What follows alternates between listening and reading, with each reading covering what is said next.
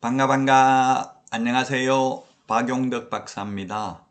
해커스 6회 모의고사 11번 문제부터 보도록 하겠습니다. 인장 등록에 관해서 틀린 것입니다. 정답은 1번이 되겠네요. 인장 등록은 업무 개시 전에 해야 되죠. 7일 이내에 해야 된다. X가 되겠습니다. 1번이 정답이 되겠습니다. 5번은 보니까 소속공인중개사 인장등록은 소속공인중개사에 대한 고용신고와 함께 할 수도 있고요.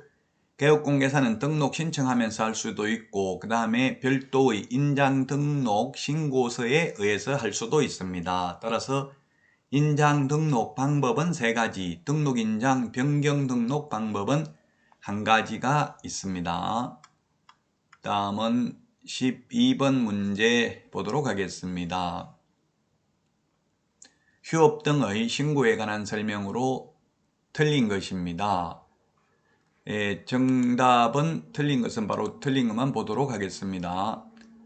3번이 정답이 되겠습니다. 휴업기간은 원칙 6월이죠. 3월 초과해서 휴업하고자 하는 경우 신고를 하고요.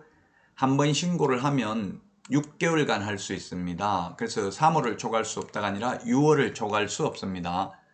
다만 6월을 초과할 수 있는 것, 징집으로 인한 입영, 치약, 질병으로 인한 요양 등 부득이한 사유가 있으면 6월 초과할 수 있습니다.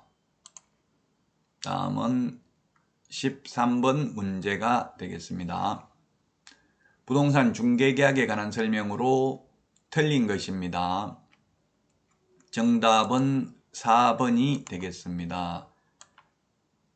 등록관청은 국토부령에서 정하고 있는 일반중개계약서를 사용하지 않고 일반중개계약을 체결한 개업공개사에게 업무정지를 명할 수 있다라고 했는데 일반중개계약서는 사용할 의무가 없습니다. 구두로 말로 계약할 수도 있습니다. 따라서 4번이 정답이 되겠습니다.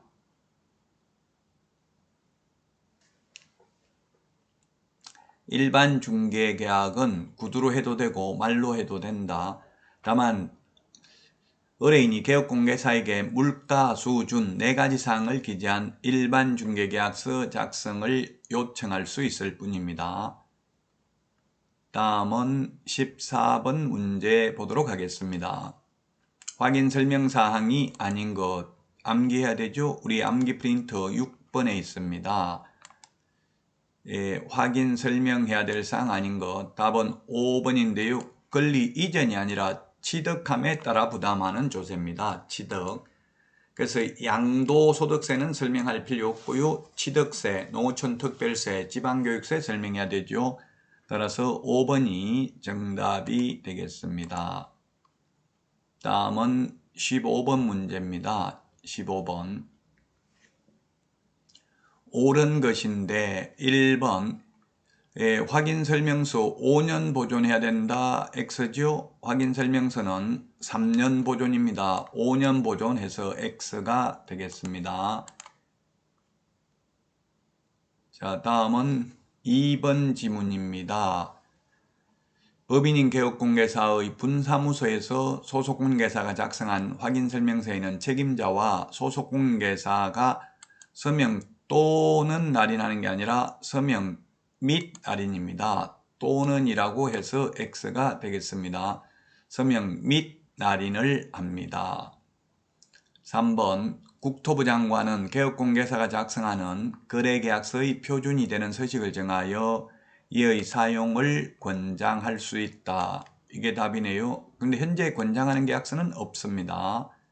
자, 그 다음에 소속공개사가 이중계약서를 작성하면 다운계약, 이중계약서, 다운계약서, 업계약서, 거짓계약서 서로 다른 둘 이상의 계약서 다 같은 말입니다. 그래서 4번 틀렸고요. 5번 거래계약서에는 중개보수 및 실비의 금액과 그 산출 내역을 기재해야 된다 했는데 확인설명서에 기재하죠. 따라서 정답은 3번이 되겠습니다. 다음은 16번 문제입니다.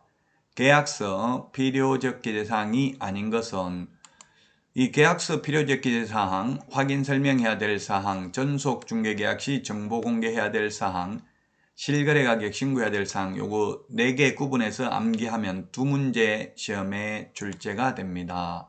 따라서 정답은 3번입니다. 공법상 이용제한 거래 규제는 확인 설명해야 되고 전속 중개계약 시 정보 공개해야 될 내용이지만 계약서 필요적 기재사항도 아니고 실거래 가격 신고사항도 아니죠.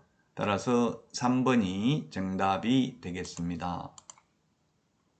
다음은 17번 문제입니다. 옳은 것입니다.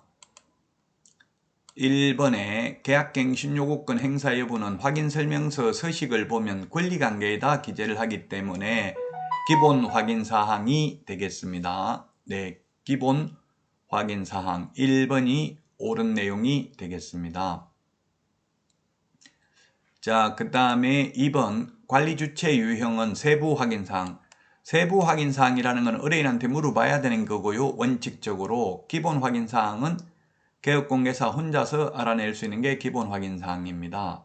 따라서 관리주체는 세부 확인사항이 아니라 기본 확인사항이고요. 그 다음에 비선호시설은 지금 2의 비주거용이라고 했잖아요. 비주거용의 경우에는 비선호시설 기재하지 않습니다. 1의 서식, 3의 서식에만 기재합니다. 환경조건도 1조 소음 환경조건도 1의 서식만 기재하죠. 그 다음에 내진설계 적용 여부는 세부 확인사항이 아니라 기본 확인사항입니다. 따라서 1번이 정답이 되겠습니다.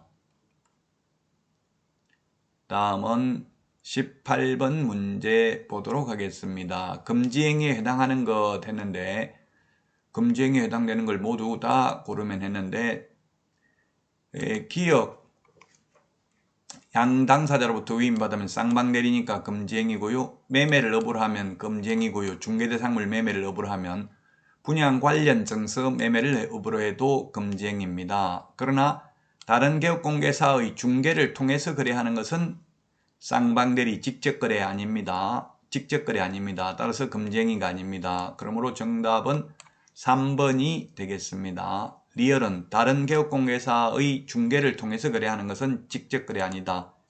금지행위가 아니고요. 다음은 19번 문제입니다. 19번 문제. 자, 보정 설정 금액인데요. 분사무소가 몇 개 있다고 했어요? 분사무소가 3개네요. 3개. 3개면 답은 분사무소 각각 1억. 3개라고 했잖아요. 3개. 분사무소 1억씩 3억. 주된 사무소 2억 하니까 5억이 정답이 되겠습니다. 다음은 20번 문제입니다. 중개보수 및 실비에 관한 설명으로 틀린 것입니다. 중개보수 및 실비에 관해서 틀린 거. 정답은 2번이 정답이 되겠네요. 2번. 중개보수 지급 시기는 별도로 약정하지 않는 경우 계약 체결된 날이 아니라 거래 대금 지급이 완료된 날, 잔금 치른 날입니다.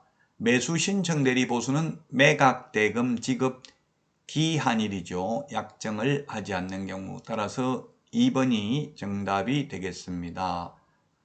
5번은 동일한 중개사물에 대하여 동일 당사자 간의 매매계약과 임대차 계약이 동일 기회에 이루어지는 경우에는 매매계약에 관한 보수만을 받을 수 있습니다. 동일 3번 들어가야 되죠. 동일한 중개사물, 동일 당사자, 동일한 기회, 동일이 3번 들어가야 됩니다. 이 경우 매매에 대한 보수만 받을 수 있습니다.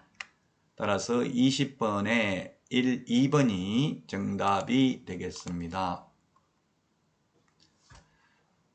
자, 이번 시간 여기까지 하고요. 쉬었다가 21번부터 계속 하도록 하겠습니다.